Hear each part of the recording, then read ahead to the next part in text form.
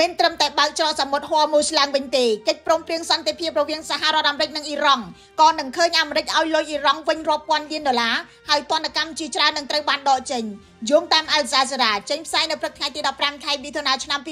2026ដោយផ្អែកលើព័ត៌មានពីអនុសារណៈនៃការយោគយល់គ្នា14ចំណុចអាមេរិកនឹងបញ្ចេញទ្រព្យសម្បត្តិអ៊ីរ៉ង់ចំនួន12,000លានដុល្លារមុនពេលការចរចានុយក្លេអ៊ែរចាប់ផ្ដើមនៅប្រទេសស្វីសសេចក្តីព្រៀងកិច្ចព្រមព្រៀងដែលស្រង់ផ្សាយដោយសារព័ត៌មានអ៊ីរ៉ង់ក៏បញ្ជាក់ថាទ្រព្យសម្បត្តិអ៊ីរ៉ង់សរុប24,000លានដុល្លារនឹងត្រូវបញ្ចេញក្នុងរយៈពេលចរចា60ថ្ងៃប៉ុន្តែរហូតមកដល់ពេលនេះ Washington មិនទាន់បញ្ជាក់ជាផ្លូវការចំពោះការអះអាងរបស់អ៊ីរ៉ង់នៅឡើយ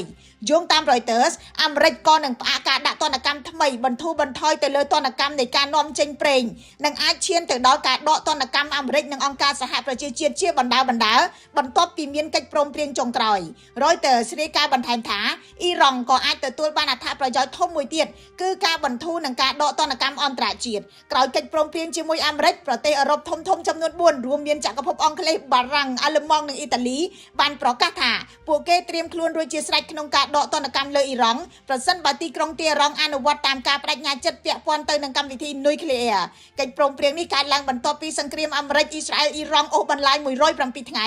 និងធ្វើឲ្យច្រកសមុទ្រហ័រមូសដែលជាផ្លូវដឹកជញ្ជូនប្រេងសំខាន់បំផុតរបស់ពិភពលោករងការរំខានយ៉ាងខ្លាំងតាមសេចក្តីរាយការណ៍កិច្ចព្រមព្រៀងក្រុងចុះហត្ថលេខានៅប្រទេសស្វីសនៅថ្ងៃសុក្រសប្តាហ៍នេះហើយនឹងបើកផ្លូវឲ្យច្រកហ័រមូសដំណើរការឡើងវិញព្រមទាំងបើកការចរចានុយក្លេអ៊ែរជុំថ្មីរវាងអាមេរិកនិងអ៊ីរ៉ង់គួរបញ្ជាក់ថាទ្រព្យសម្បត្តិអ៊ីរ៉ង់ដែលត្រូវបានបង្កកនៅក្រៅប្រទេសកើតឡើងតាំងពីវិបត្តិចំណាប់ខ្មាំងនៅស្ថានទូតអាមេរិកនៅក្នុងទីក្រុងទីហេរ៉ង់នៅឆ្នាំ